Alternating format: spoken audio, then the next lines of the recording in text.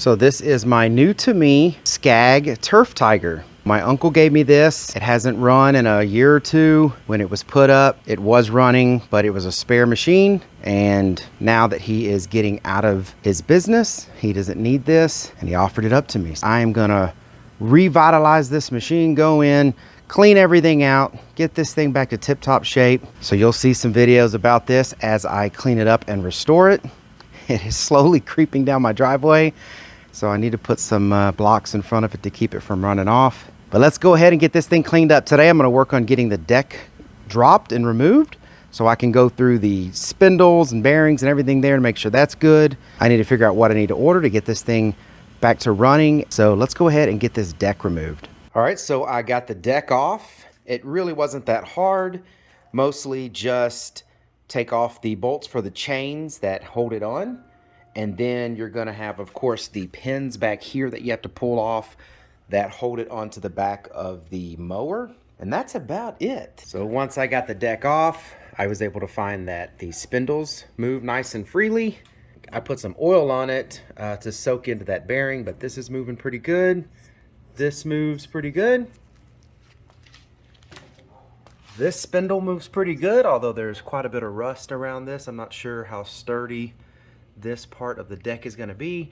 And then this spindle, it actually will move, but if you notice, it's actually the bolt moving in there. So I'm going to go ahead and take this apart and find out, is this just locked up from sitting for so long and I just need to move it and get it to lube, or is it in bad shape and I need to replace it?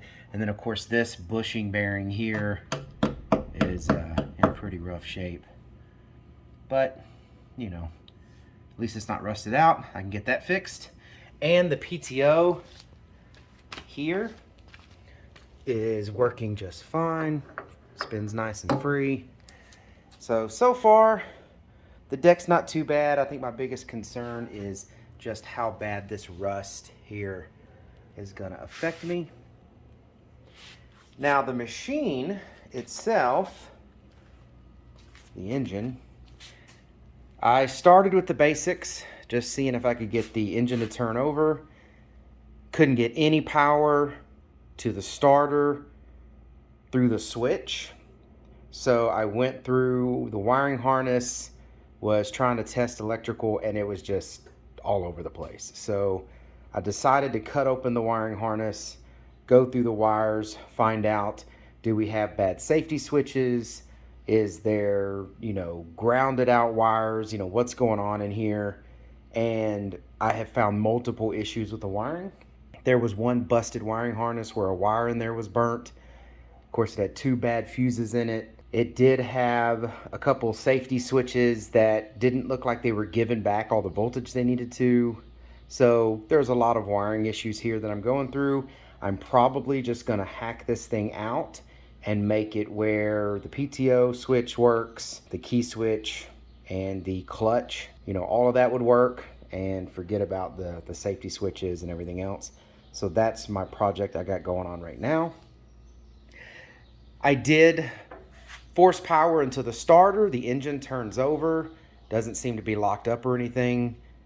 I am not trying to crank it, so I'm just trying to make sure that the engine will turn over and that the starter works, and that does seem to work. So that's what I got for now. But again, I've got the deck pulled off. The tires are holding air. The front tires are full of foam. The actual body of this is fine. I am gonna order me a new seat, or maybe get a seat cover. That seat's just mostly cracked up, but I'm probably gonna get a new seat. And then I went back here and checked out this. Everything back here seems to check out okay. I'm just not messing with it until I get to the engine. And I do believe the hydraulics seem to be okay so far. That's very preliminary. And of course I had to pull the old battery out. It was dead. I put a new battery in there, and I'm just using these jumper cables to test the electrical wiring. As you can see, there's safety switch in the seat. There's the one on the drive sticks, but I'm just gonna bypass those, at least for now. Worst case, I'll go back and just buy me a whole new wiring harness and put everything back on. So I'm saving all my parts, but for now, I'm just trying to make sure I can get this thing running so I can figure out where the actual issues are. All right, I will update y'all more later. Thanks for watching. If you haven't subscribed to the channel, hit that subscribe button. You can follow along to see how well I get this thing going.